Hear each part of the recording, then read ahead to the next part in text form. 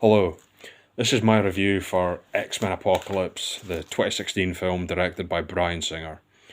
I'm going to start simply by saying that I didn't like this film overall. I feel like it was a massive drop in quality compared to Bryan Singer's other X-Men films. X-Men 1, X-Men 2, X-Men Days of Future Past, those were all fantastic. I loved all three of those films. This film, I feel like it was a massive drop in quality for Bryan Singer compared to his other X-Men films, compared to Days of Future Past, the most recent one, just 2 years before it came out, 2 years before X-Men Apocalypse came out. I'm going to start with one of the positives, though. Some of the positives. There were positives. I'm going to start with Michael Fassbender's acting as Magneto when he says to the construction workers, "My name is Magneto." His acting in that scene was fantastic, and I also really like the Quicksilver scene where he saves everybody in the house, and the song "Sweet Dreams" is playing in the background. I also like to say I just like James McAvoy as Professor X. I thought he was all right in this film, even though I wouldn't say he was fantastic. I would say that I liked him, and I thought it was nice at the end of this film when you see him bald. You see him bald, and he's sort of becoming more like Patrick Stewart.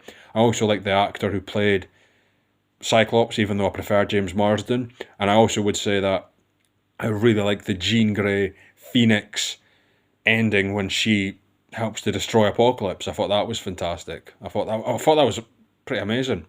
And I also would say that Hank McCoy, I'm forgetting his name, or Nicholas Hoult, the actor who plays Hank McCoy, and the guy who played Nightcrawler, I'd say I prefer the Nightcrawler from X-Men 2, but I thought this guy was all right. He was all right. I'd say that Angel, I like the version of Angel we got in X-Men The Last Stand, but this version was sort of just in the middle. It wasn't bad. I wouldn't say it was bad. I wouldn't even say that I dislike this version of Angel, but I don't know if I'd say it was great or fantastic or even good. It was just sort of right in the middle for me. I liked the Storm actress who played Aurora Monroe, but I think I prefer Halle Berry personally. And I also say, now I want to start talking about. Also, one last positive would be the final scene when they're about to go into the simulation room to face off against the three Sentinels, and you see the six X-Men training together: Cyclops, Nightcrawler. You see Jean Grey. You see Quicksilver. I don't know. I'm forgetting somebody else. You see Storm and Beast. The six. There we go. And now I want to start talking about the negatives. For me, the biggest negative I'd say would be Oscar Isaac as Apocalypse. I feel like he was completely miscast in this role.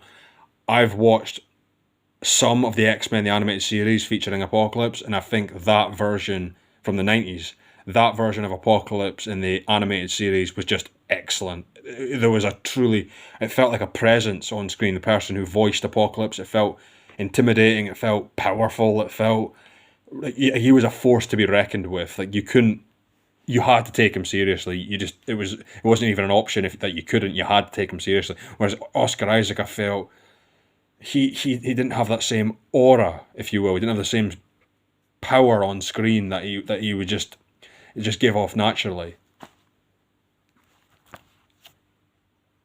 And here's one of the other negatives that I would like to say about Oscar Isaac. I feel like it was a poor man's Ivan Ooze. It just looked too similar to Ivan Ooze from the 1995 Power Rangers film. It was too similar, and I disliked that quite a bit. Also, want to say that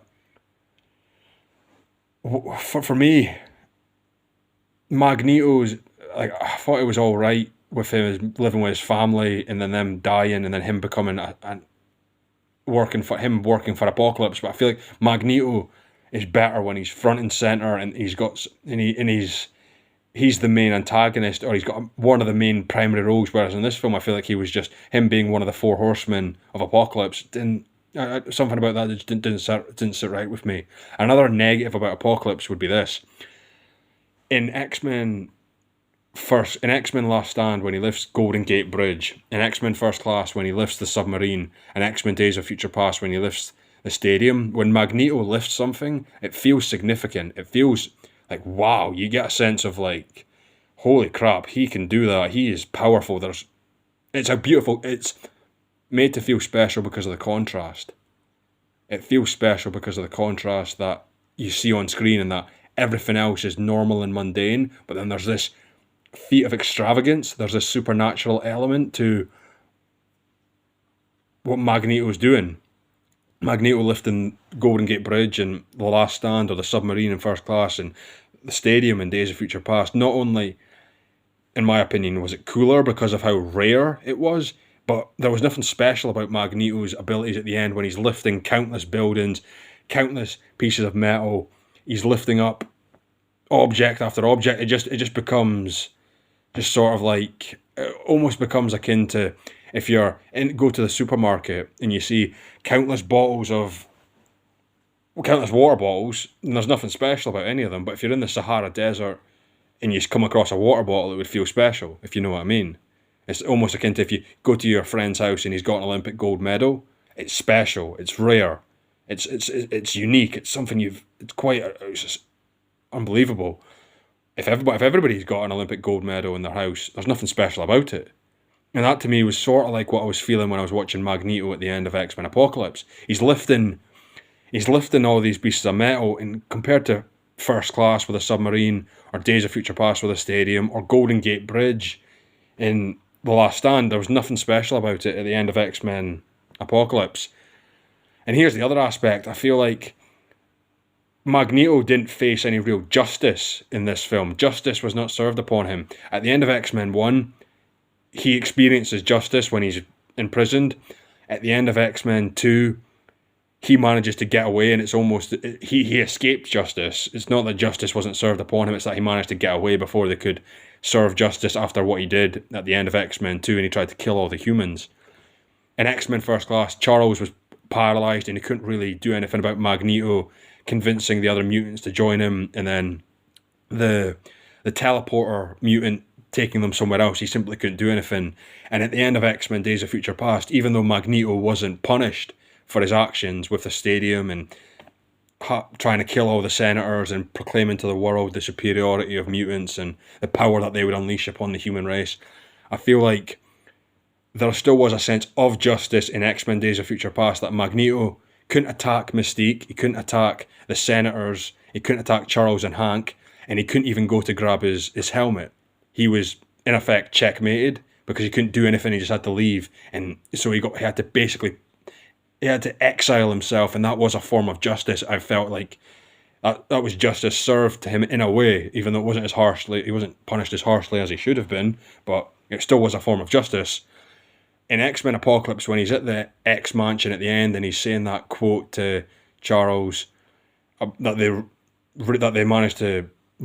quote that they copied from the end of X-Men 1, then he just walks off, even though just earlier on in the film he did assist Apocalypse in trying to take over the world, and he was pretty committed to it, in that he was lifting up all the buildings, and he was causing unbelievable amounts of damage, and there were nuclear warheads going off, and I imagine a large number of people died. He just walks out the door and there's no justice for him.